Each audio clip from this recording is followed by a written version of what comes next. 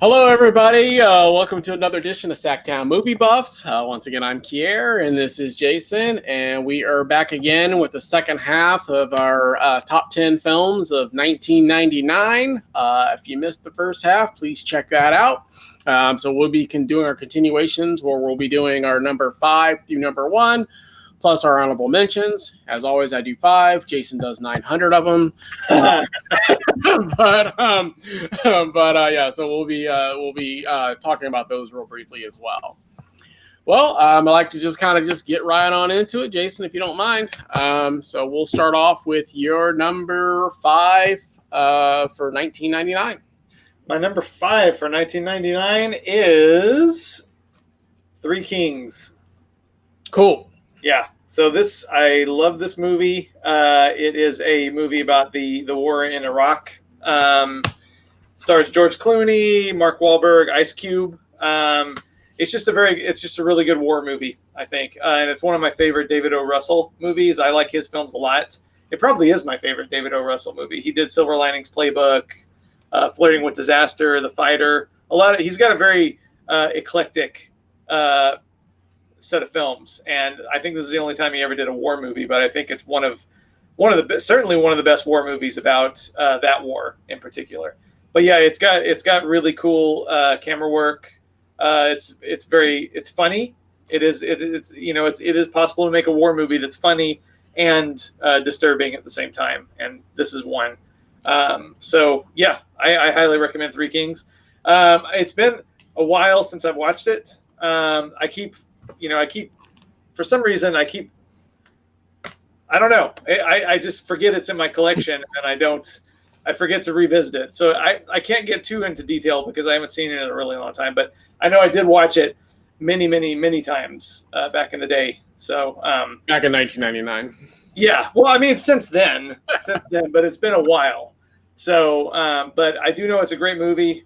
Everyone should watch Three Kings for sure. Cool. Yeah. I like Three Kings a lot too. It just missed my top 10, but I definitely enjoy that one. I own that one also, but I also haven't seen it in many years.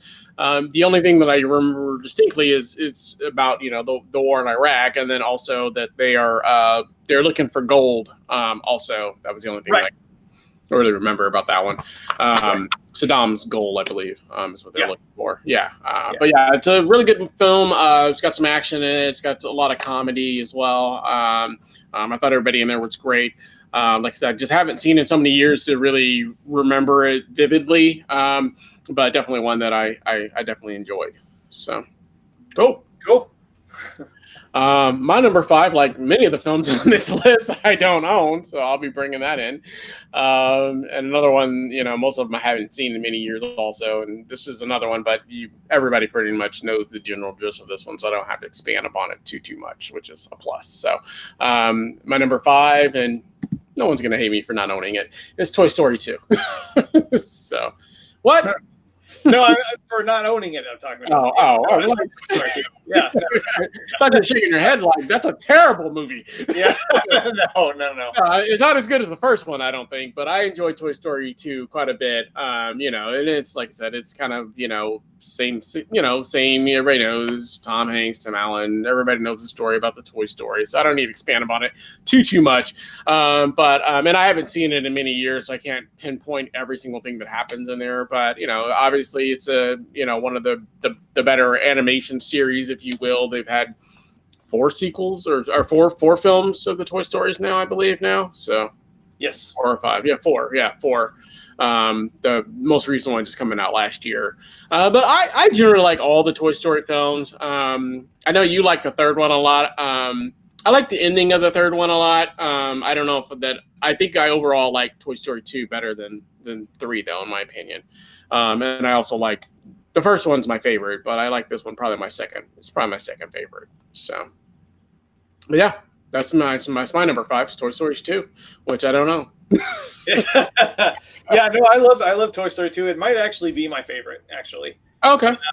I just recently watched the first 3 over again before the 4th one came out. And I think my feelings weren't as strong as I remember that the second one was my favorite, but it's between 2 and 3. I know the first one's probably of the first three, the first one's probably my least favorite. I love the first one. I love it, but I think I just like 2 and 3. I think are more. I don't know. They hit me right here a little more than the first one. You know what I mean? So, but I love Toy Story 2. I mean, we could talk about the fourth one maybe that was just kind of all right. Yeah, it was okay. Yeah, but yeah. I think they all kind of start pulling at the heartstrings a little bit. The second one, obviously, especially as Andy's getting older, you know what I mean? He's not playing with the kids as much. So it kind of pulls at and that's what this one was more. He's getting a little older, starts playing. He's not playing with the toys quite as much, that kind of stuff. So, so there's always that, he's got new toys that he's playing with and, that kind of stuff. And, and then as he becomes an adult and, so that's kind of the progression of it, and then. And I really like the character of Jessie. The cowgirl that Joan Cusack plays the voice of. And this was Toy Story 2 was the first movie she came in. And maybe that's one of the reasons why I was kind of so on Toy Story 4, because they completely sidelined her character. She has like 3 lines in Toy Story 4. So, not that that's, it could have come back from that, but that's one of the many things that I thought was lacking in Toy Story 4. Cool stuff. Yeah. Number 4. Number four for me for 1999 is Magnolia. So this is, you want to take the Toy Story 2 down there, buddy? Oh, yeah, you're good point. Good point. Boom. There we go. We're talking about a much better movie here. Okay, Magnolia. Or not. I love Magnolia. I'm a big Paul Thomas Anderson fan. If you watch 1997, you know that Boogie Nights is easily, by far, my favorite movie of 1997. So this was his follow-up to that. Boogie Nights was actually his second film. This was his third. And it's almost my favorite movie of its year. So everything that was present in Boogie Nights is present here, pretty much. There's a huge ensemble cast. There's some amazing camera work, some really layered storytelling and character development. The plot of this movie, I think it actually, we recently shot the One Crazy Day, One Crazy Night show. And this actually is, a One Crazy Day movie, because it all takes place over the course of one day. Many individuals and how their lives and stories loosely interconnect over the course of the day. But it's just, if you like that kind of movie, that's like an ensemble movie, 15 central characters, and they're all interesting. They're all well developed. They're all well acted. It's definitely an epic film. I will put it at, it's over 3 hours long, but in my opinion, it's very well paced to where it doesn't really it feels long, but it doesn't feel boring, in my opinion. So, and that's the main thing. Like we talked about last time, you can watch a movie that's 90 minutes and it feels like it's 10 years long if it's poorly paced and bad. But this movie, it's over 3 hours, but it's very smoothly paced. It's, I think, maybe Tom Cruise's best performance ever. And I'm a Tom Cruise fan. I know a lot of people hate Tom Cruise, but I'm a Tom Cruise fan, and this is one of his best performances easily. But everybody in this movie is good. William H. Macy, Julianne Moore, Jason Robards, John C. Reilly. It's one of my favorite John C. Reilly performances. But it's hard to go into too much detail beyond that because there is so much story in that movie. But it is over the course of one day in all these characters' lives. And toward the end, something very odd and kind of cataclysmic happens. And seeing how that affects everybody is interesting. And the fact that there's no explanation offered for it, I like even more. So I like the mystery of that. But number 4, easily Magnolia. Great movie. Yeah. I'm done. Okay, cool. Waiting for you to finish. That's all. Yeah. No, I've never been a huge fan of that director. Most of his films I don't care for too much. His style just doesn't really jive for me. I thought that Tom Cruise, I think the acting's pretty decent in there, but the story itself I just wasn't as enthralled with. I think Tom Cruise I enjoyed his character in there. I enjoyed some of the scenes in there. I didn't hate it, I guess, but it just wasn't one that I loved. I felt like it's a little bit too long in my opinion. It's over 3 hours long. I felt it was unnecessary for it to be that long. That's just my personal take. As far as ensemble casts and films that are kind of shot over one day, with a lot of different characters intersecting in different ways or having some relation. Me personally, I would go with Go any day of the week over Magnolia. It's just a shorter film. It's a tighter film. It's funnier. It's got a decent ensemble cast as well. That's just a more interesting film to me in terms of everything shot and intersecting over one day versus some 3 hour long film that is long. And I don't know, some of the characters were more interesting than others, but I guess that's always the case in films. But I don't know, some of the case, watching people dying, I'm like, I could live without that. Stuff like that. I just some of the characters I was less interested in is all. So that's my personal take. But cool. It's wrong, but okay. It's right. Okay. My number 4 I actually do own, so that's awesome. So, don't have to spend a whole lot of time on this one just because we covered it in a previous show. And actually, most of the films that are going to be coming in the latter half are ones that we covered in a previous show from Jason and his bottom half of his top 10. So if you watch that show, you probably already guessed most of the ones that are in my top 5. So my number 4 is actually going to be The Sixth Sense. Just a great film. One that I've always loved. It's kind of one of the most famous twists of all time. We're still not spoiling or doing spoilers at this point, even though that film's 20 some odd years old. But we're still not doing spoilers, so I won't spoil the ending for you. But it does have a really good twist. You've probably seen it. You probably know the twist. You probably heard everybody talk about it. But it's just a really good drama / ghost story, if you will. So definitely one that I love. I haven't seen it personally in many, many years. It would be interesting to see if it still holds up quite the way that it does, but I'm going off of memory here. But I just remember being, just really, really enjoying it. And I've seen it, more than once, but definitely haven't seen it in probably close to a decade at this point. But definitely a really good film. And that's my number 4 choice. Yeah. I love The Sixth Sense. It was in my top 10 somewhere, I think 9 or 10 maybe. It's a great movie. I have nothing bad to say about it. Yeah. Cool. Well, easy said, easy done. Number 3. All right, number 3. Number 3 for 1999 for me is Election. Yeah. So I love this movie. I love all these movies, obviously, but Election is just one where every time I watch it, I'm kind of surprised all over. I'm kind of surprised all over again just how perfect the movie this is. So it's one of the best movies about high school ever made, I think. But it's not just a high school movie. It is such a great political satire at the same time. Mm-hmm. It's kind of like the entire American election process encapsulated in a high school. It's just a great movie. And I think probably most people have seen Election by this point. But if you haven't seen it, it's a masterpiece. It's hilarious. It's emotional. It'll get you emotionally too. It's very complex. It's got a lot of layers to it. Reese Witherspoon, I don't think she's probably rare. I don't know.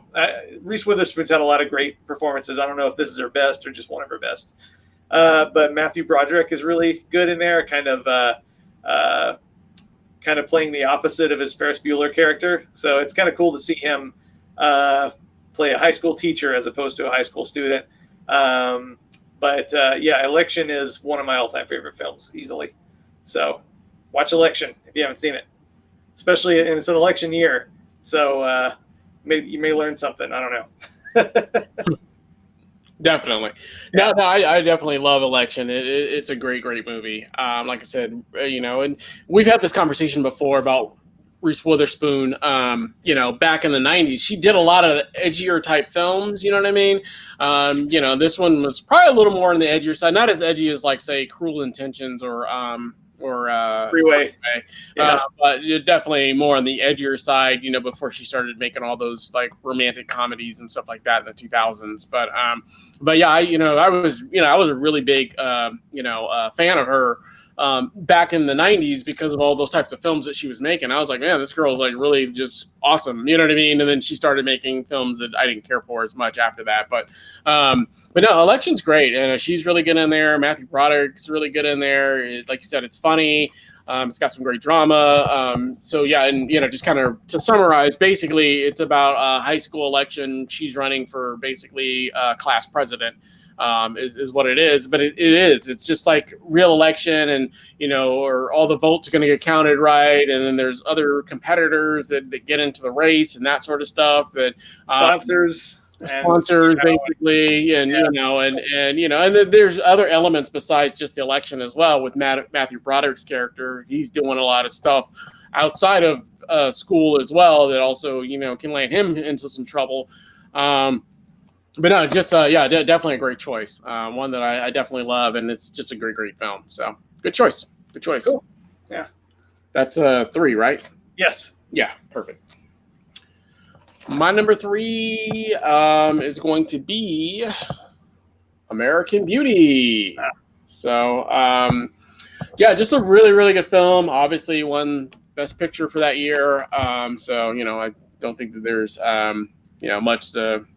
much you can't say that's great about that film. It's a little hard to describe, and I haven't seen it in a few years either myself. So, but it's it's got Kevin Spacey in there, Annette Bening, and it's just got a lot of just really great acting. It's definitely more of a drama. It's definitely more of a drama. We know that the acting's really good. And like I said, it's kind of the film you just really have to see. It's a drama. Part of it was actually filmed in Sacramento. The overhead shot at the beginning with the trees and stuff like that. It kind of hits home for us because, we're Sacramento natives. But yeah, just definitely one that I loved, and definitely one that, is probably obviously one of the best films of that year and one of the better films ever made, actually. So that is my number 3. Cool.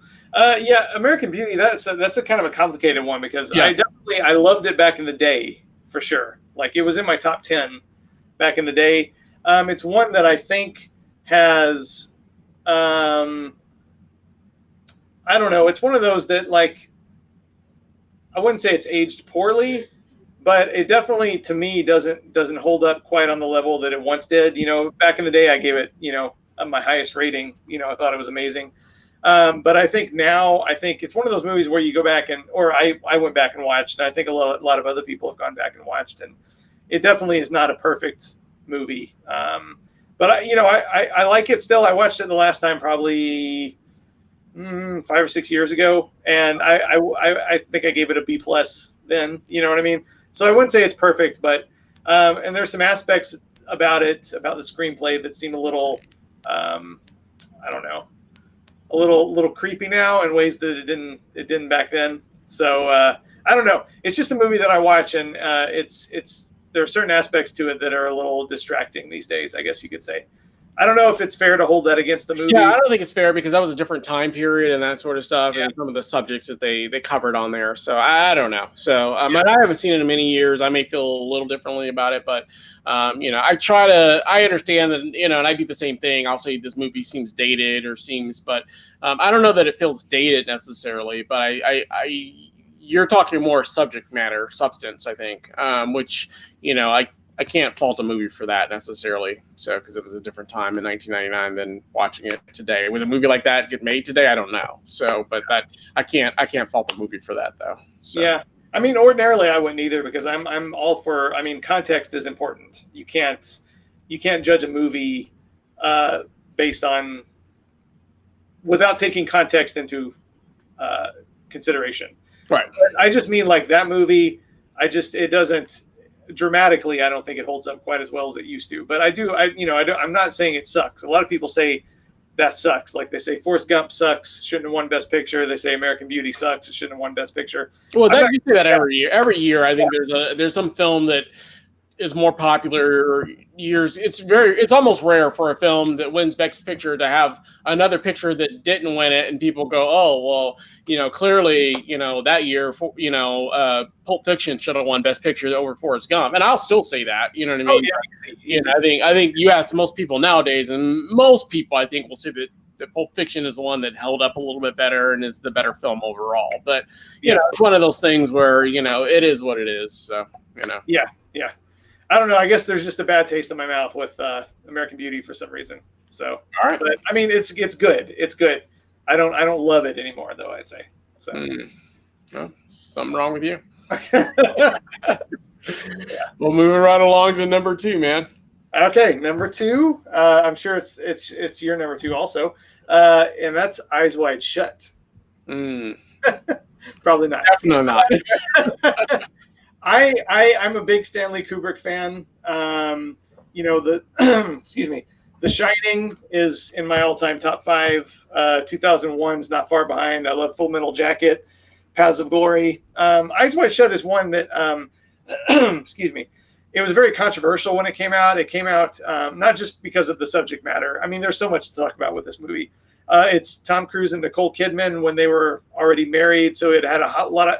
It's when they were married, so it had a lot of hype around it. There was this movie coming out starring Nicole Kidman and Tom Cruise as they're married, and it's a very sexually provocative film. So people were like, "Ooh, steamy! It's going to be interesting." And also, came out posthumously for Stanley Kubrick. It came out after he passed away. He had already completed it, but it came out after he passed away. So there was a lot of hype around this movie. And I remember when it came out, the response to it was a little bit muted. I don't think it was a lot of what people expected. The people going in for like kind of a steamy, tabloidy look into Tom Cruise's and Nicole Kidman's sex life. It's not that kind of movie at all. So those people were probably let down. The critics who were expecting like a culmination of Stanley Kubrick's career, they were probably let down too, because it's a great movie, but it's not on the level with some of his other movies. At least at the time, it didn't seem that way. But I think I would still say it's not as good as Full Metal Jacket or The Shining. Yeah. Well, I'm not sure. I just know that like when it's a movie that its critical evaluation has gone up over the years as opposed to down, like American Beauty, I would say. that American Beauty's critical reputation has gone down. I would say Eyes Wide Shut has gone up. A lot of people I know would consider it one of his best films now. But I think it's a really interesting movie that only gets more interesting and more mysterious the more you watch it. So I realize this time I'm kind of forgetting to synopsize a little bit. But actually, this is also a One Crazy Night movie, sort of. But it's about, again, Tom Cruise and Nicole Kidman.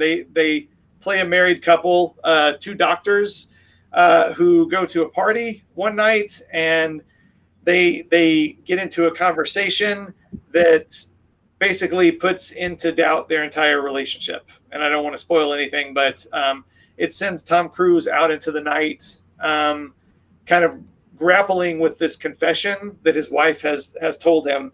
And he all of a sudden is kind of, he's a very rigid, very straightforward, very upstanding doctor who thinks, he's kind of like a lot of people think, their life is on a path and everything's good. And then one day, one conversation can kind of throw you off of that. And I think we've all had those kind of days where we're kind of on autopilot. Everything's good. And then one day something happens that just throws us off. And it may just be for a day. It may be for a week. Who knows? But for him, it throws him out into the night. And he wants to kind of see, without getting into too much detail, he wants to kind of get into some dirty stuff, without getting too specific. But his wife has just confessed this thing that's kind of rocked his world, and he wants to kind of see what's out there and get into some kind of adventures, sort of. But obviously that leads him into the kind of the darker side of the city, and he gets into some very interesting situations, I'll put it that way. And then the second half of the movie is about how what he does over the night reflects in the daytime. So, some things that seem like a good idea at nighttime might not pan out so well the next day. So it's kind of a hard movie to describe because, like a lot of Kubrick movies, it's very very mysterious movie. You have to kind of see it several times to kind of get a feeling of what's actually happening and what it's actually about, and then you probably still won't know.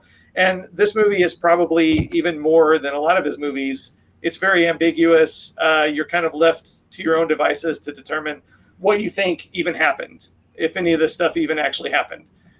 So I don't know. I don't know if I'm describing it in a way that makes you want to watch it if you haven't, but I highly recommend checking out Eyes Wide Shut. It is very very adult oriented, I will say. So definitely don't watch it with the kids in the room, I would say. But and if you haven't seen Eyes Wide Shut in a long time, it's definitely worth a revisit. It's also a really interesting Christmas movie. A lot of people maybe don't realize that it's actually a Christmas movie. But I think it's a great movie. I think it's a masterpiece, one of Kubrick's best. Eyes Wide Shut is my number 2 for 1999. All right. I'm not a big fan of Eyes Wide Shut. I thought it was kind of slow in my opinion and just kind of forgettable for me personally. So not one that I would recommend, but hey, if you like slower pace CD films and maybe give it a whirl. If you like masterpieces, watch it. It's definitely not a masterpiece. If you like masterpieces, watch The Shining or Full Metal Jacket. Those are his masterpieces. So that's just an okay film. So my take. Okay. All right. So cool. Well, my number 2 is also another one that we've already kind of covered before. Another one that's very popular that everybody knows, has heard about it, or has seen probably most likely. And that is going to be The Matrix. So yeah, definitely one that I love. Was in your top 10 somewhere. I don't remember exactly where. But was that? Number 10, I think, now that I think about it. Yeah. Okay, so number 10. I've always loved The Matrix. I think it's one of the best action movie sci-fi films rolled into one. It's just a really good action film. Everybody knows the blue pill, the red pill, that kind of stuff, and it's just so cool. It's just cool. The outfits are cool. The guns are cool. Everything they do in there. The fight scenes are really, really cool. And there's a few fight scenes that look a little, I don't know, choreographed too much, but other than that, it's the fight scenes are really, there's a few that look a little too choreographed for some reason. I don't know why, but other than that, and I don't know, maybe that was partially intentionally, I don't know, but anyways, there are a few scenes that look a little choreographed, if you will. But it's just a fun film and great story. Too bad the sequels weren't as good in my opinion. I thought the second one was okay. I didn't like the third one at all, though. But yeah, just a really, really good film. If you haven't seen The Matrix, definitely I recommend check it out. Definitely, Keanu Reeves being Keanu Reeves, and he's like one of those actors that he's never gonna win, probably never gonna win an Oscar or anything like that. You know what I mean? Because he's kind of like that, whoa, you know what I mean? But in a lot of his films, but I think he does a pretty good job, as an action star. I think he, this, and then obviously with the John Wick films as of late and that sort of stuff. But yeah, just a really fun film. Just like I said, just a great film. I enjoyed it a lot. Haven't seen this one also in a few years, but one that, I can easily pull out and watch at any given time and have a great time with. So I love The Matrix. It was in my top 10 the previous episode, like you said.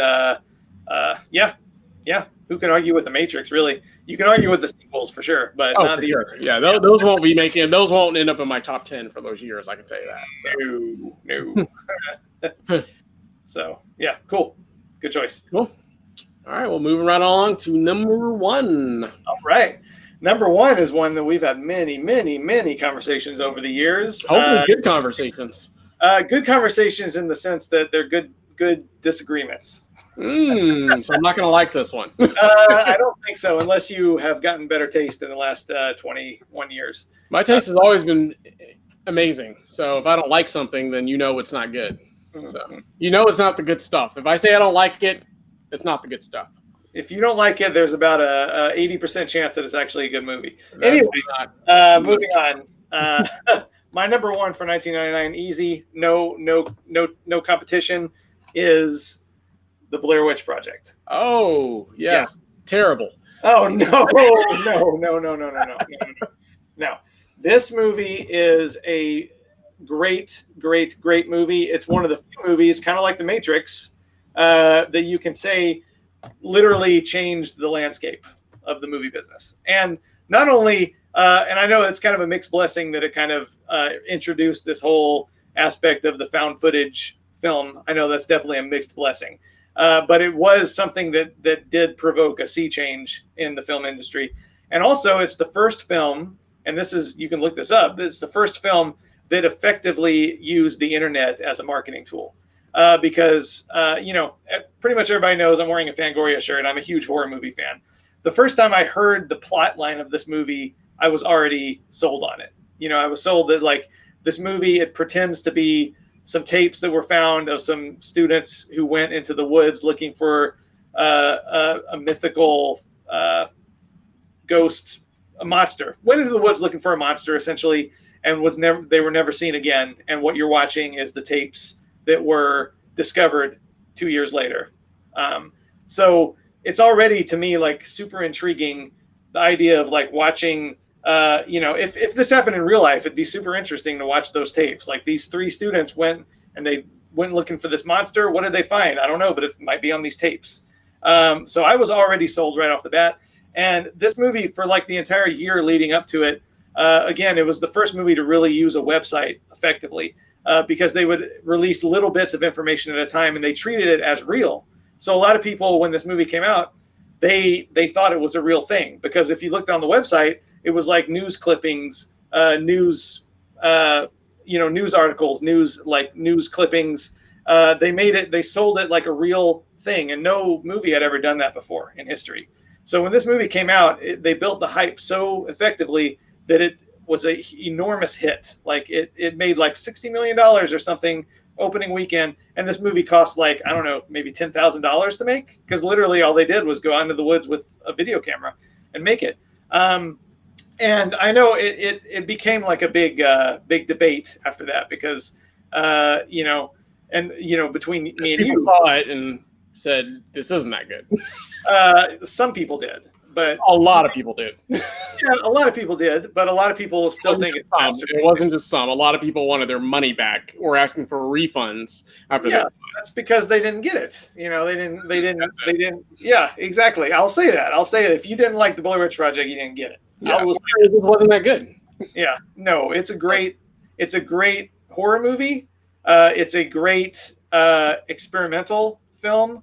What I really like about it is that, despite, you can talk all you want about, like, the format of it and how the format changed the whole industry, which is true. You'd have to admit that. But it's also, if you look at it just in the story sense, it's just a really good horror movie. It sets up the villain. It sets up the characters. It sends them into the unknown. It builds up the things that are happening to them in a way that makes you increasingly uneasy. And then it has an ending that really, like, knocks you away. So I think it's not just a great experimental film, great indie film, great history-making film, but also just a really well-made, well-written, even though there was no script really, horror movie. So one of my favorite films of all time, easily A+, Blair Witch Project. I completely disagree. So it was one of those films where I felt like you were watching an episode of Punk'd, where you went into the film expecting something and it was not that. I didn't find it scary at all. I didn't think it was scary. I thought it was cheaply made, which it was. And at the ending, I just, by the time in it, I was like, that's it. That's what's all the mystery is about. And I just wasn't scared. It wasn't scary. I wasn't that interested. I thought most of the characters were annoying. It's really just three characters, but I thought all three of them were kind of annoying. And I thought the backlash that it received was warranted, because I think the majority of people that I know that saw it said that it was not scary, and they use marketing to get people in, which was a great trick that they use, and it made a lot of money off of that, and hats off to them. It's like one of the most successful films of all time based on how much it cost to make. Like you said, it cost nothing, and it felt like it cost nothing, and it looked like it cost nothing, and it was boring, and it just wasn't scary to me. So I wasn't interested in it. Definitely not one that I would recommend. Definitely one where you couldn't even recommend it to everybody because a lot of people would watch it and not enjoy it. I don't know about that. I think it's kind of interesting that if you show it to, back then it was such a new thing. Like it was like people weren't used to watching a movie where you're just watching people walk around, film themselves talking and everything. And now pretty much 90% of media is what we're doing. You know what I mean? Like you can show this movie, and I've shown this to young, I'm showing an R-rated horror movie to young kids. That sounds bad, but I've shown it to my nephew who, I was probably 11 or 12 when I showed it to him.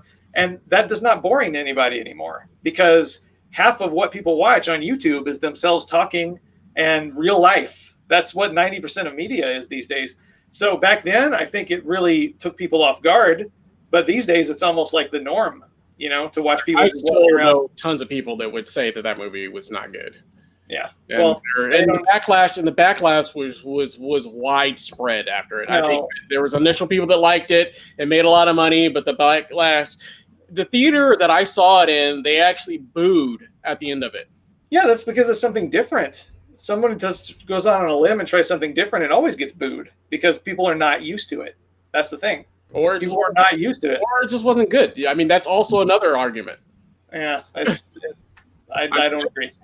Yeah, well, I don't agree with your disagreement. I don't agree with your disagreement of my disagreement.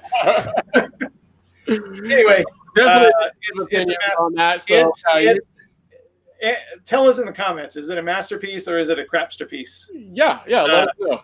Yeah, I say crapsterpiece. He says masterpiece. You let us know your feelings. Yeah, simple as that. Yeah, cool. But if you don't say it's a masterpiece, then you're wrong. Just so you know. Okay, exactly. Yeah. Well, I guess moving on to my number one, which is a film that we both liked and we've already discussed, so it makes it super easy to bring it in. I don't own it actually, which is crazy. Hey, you obviously love it then. Hey, you know that I used to own this film, so yeah. And I love it. So it's just I just don't own it. I'll probably rebuy this one. I didn't realize I didn't realize I didn't own it until we were getting ready to do the show, and I was like, oh crap, I don't own this film. And with the way that things are right now, you don't really have time necessarily to even get it unless I ordered it on Amazon or something. But other than that, it's one of those issues. But moving right along, my number one for 1999 is going to be Election. So we've already covered it. So yeah. I had this DVD at one point, but like I said, I don't know what happened to it over the years. But in any event, I never rebought it. But I did watch it recently. And in fairness, and I know we're going to do these shows where Jason owns every single movie that's on these lists, and I don't. But I feel like I'm not to the point with movies where, like music, I don't even buy DVDs or I don't even buy CDs anymore. I'm sorry. I can stop buying them because pretty much Spotify or whatever streaming source I use has most of the music that I want to listen to anyway. So I don't even buy CDs anymore.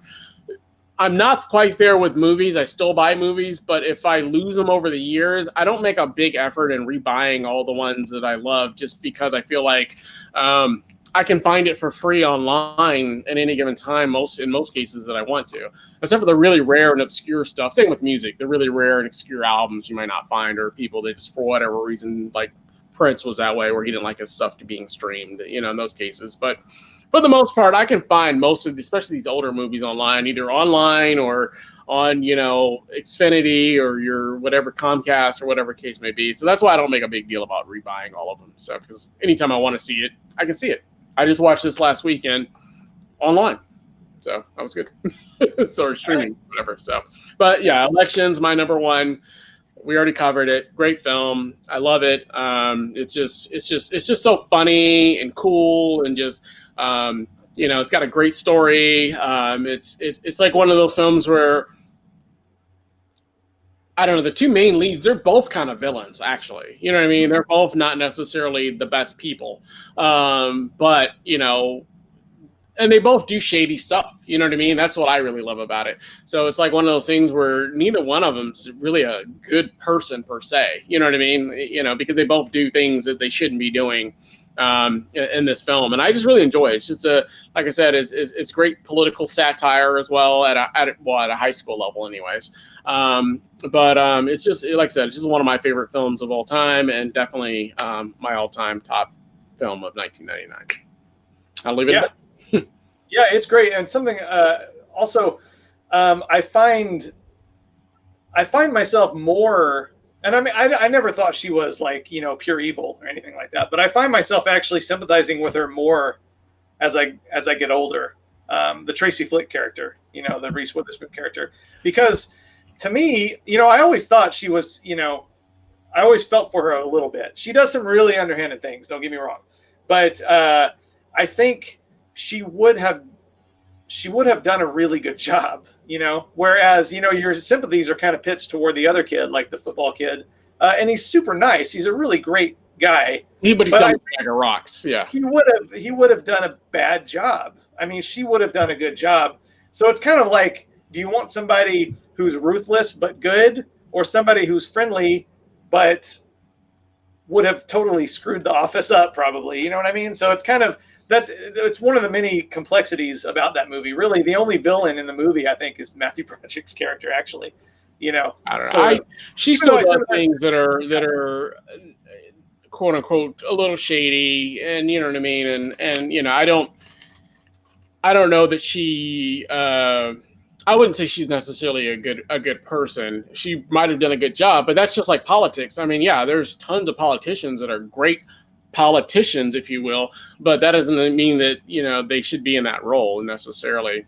It's the kind of film where she is the best out of the 2 or 3 candidates that were running, but I don't know, there might have been a character, because she really wanted it, no one really was initially going to even oppose her in running, you know what I mean, because nobody cared, you know what I mean. That was the other thing. She did, I guess, care about that, but it was like one of those things where everybody else in school was busy with their own stuff, you know what I mean, playing football or whatever case may be. So, but I still don't think that she wasn't as much of a villain as Matthew Broderick's character. I'll agree with you on that. But I don't think she wasn't a saint by any means either. So no, I'm not saying she's a saint. I'm just saying it's an interesting matchup.